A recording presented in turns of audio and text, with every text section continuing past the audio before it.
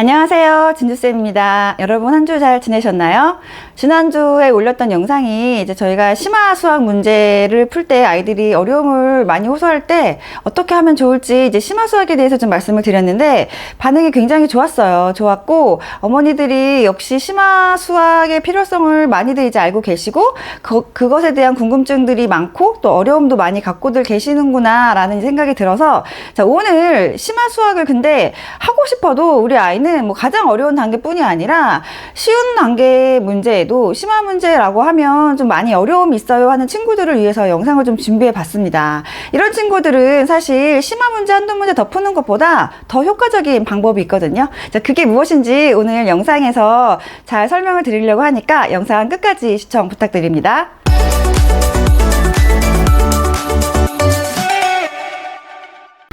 자, 심화 문제를 한두 문제 푸는 것보다 더 효과적인 방법, 그게 무엇일까요? 저는 아까 앞에서 말씀드린 것처럼 아이들이 심화 수학 문제를 푸는 거를 굉장히 너무 심하게 이제 어려워한다거나 아예 엄두도 못 내는 친구들에게는 심화 문제를 풀리기에 앞서서 제가 꼭 시키는 것들이 있는데요. 이제 그게 무엇이냐면 바로 증명입니다. 증명.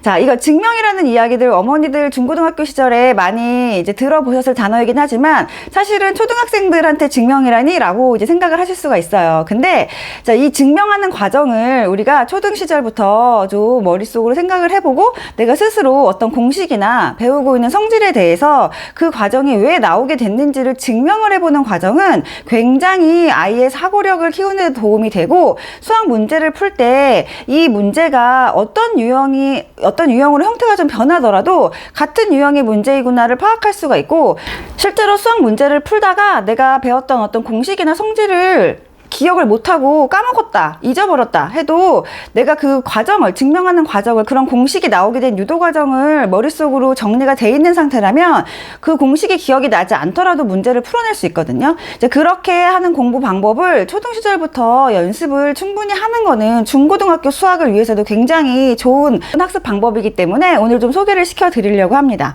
자, 증명이라고 하면 굉장히 거창하고 어려운 작업이라고 생각하기 쉽지만 사실은 이게 그렇게 거창하거나 어려운 작업이 아니라는 거를 먼저 말씀을 드리고요.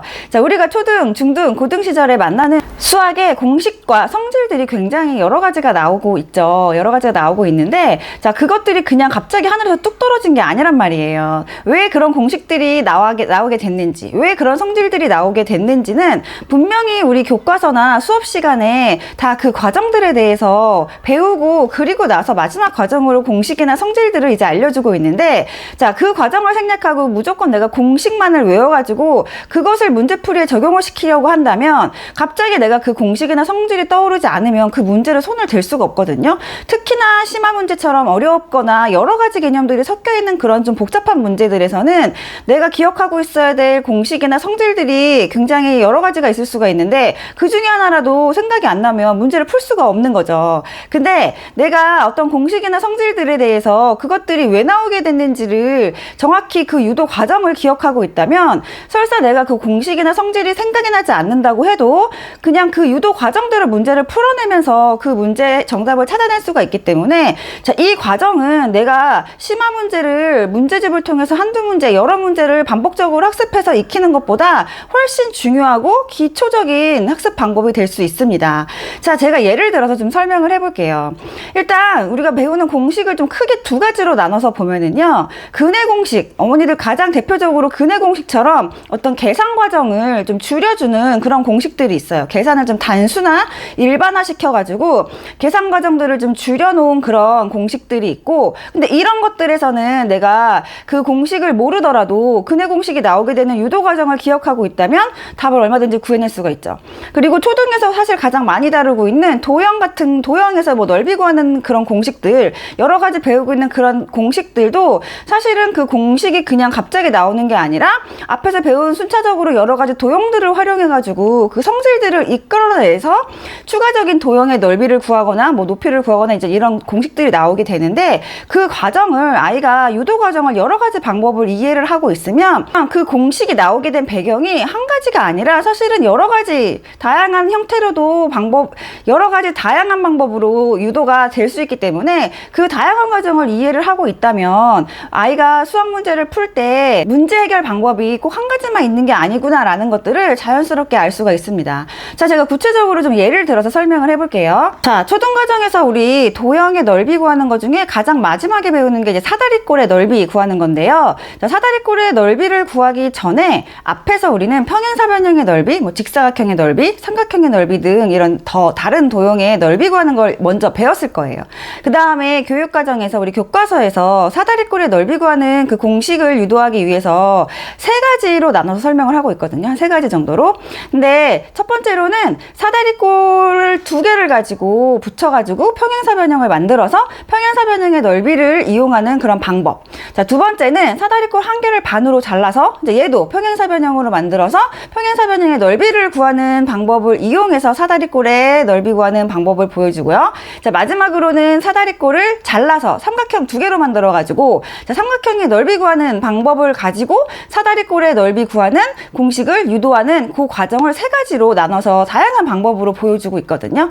자, 이렇게 우리가 사다리꼴의 넓이를 구하는 공식 한번 말해봐 이렇게 했을 때 아이가 뭐 윗변 더하기 아랫변 곱하기 높이 나누기 2여 라고 대답을 바로 할 수도 있지만 사실은 그 공식이 생각이 나지 않더라도 이렇게 사다리꼴이나 삼각형이나 이런 것들의 도형의 넓이를 구하는 공식들을 미리 그 과정들을 알고 있다면 내가 다양한 다른 도형들을 활용해 가지고 사다리꼴을 자르거나 이어 붙이거나 뭐 잘라서 연결시킨다거나 이렇게 도형을 좀 변화시켜 가지고 다양한 도형으로 다른 도형으로 만들어서 또 넓이를 얼마든지 구할 수가 있기 때문에 자, 이런 식으로 우리 아이가 공식을 최종적인 공식을 단순히 암기해서 문제를 풀어내는 것보다는 그 공식이 왜 나왔는지 유도 과정을 알게 하는 게 사실 그게 증명이에요. 그래서 거창한 게 아니라 제가 말하는 아이에게 심화 문제집을 좀 풀기가 어려워하면 그 전 단계로 우리 아이가 지금 과정에서 배우고 있는 여러 가지 공식이나 성질들을 한번 백지노트 이런 것들 많이 방법들 활용하고 있잖아요. 자, 그런 것처럼 스스로 한번 공식을 적어보고 그 공식이 어떻게 나오게 됐는지 유도 과정을 한번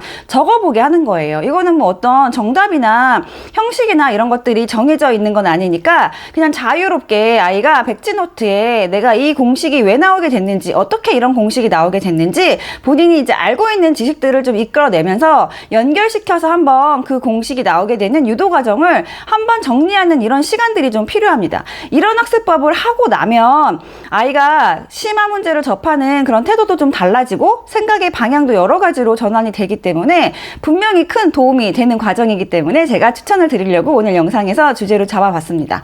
자, 오늘 영상 우리 아이들 심화 문제 많이 어려워한다면 무조건 심화 문제집 풀리기 전에 시도해보면 가장 효과적인 방법으로 우리 아이들이 지금 배우게 되는 공식이나 성질들 유도 과정을 한번 정리해보는 과정, 자, 증명해보는 과정이 꼭 필요하다라는 거 다시 한번 강조의 말씀을 드리고요. 자, 이런 학습법으로 먼저 본인의 학년이나 학기 내가 배우고 있는 내용들을 스스로 머릿속으로 한번 정리해보는 과정은 꼭 해보시면 도움이 될 거라고 생각이 됩니다. 자, 오늘 영상 내용 도움 되셨나요? 저는 다음 주에 더 좋은 주제로 찾아오겠습니다. 감사합니다.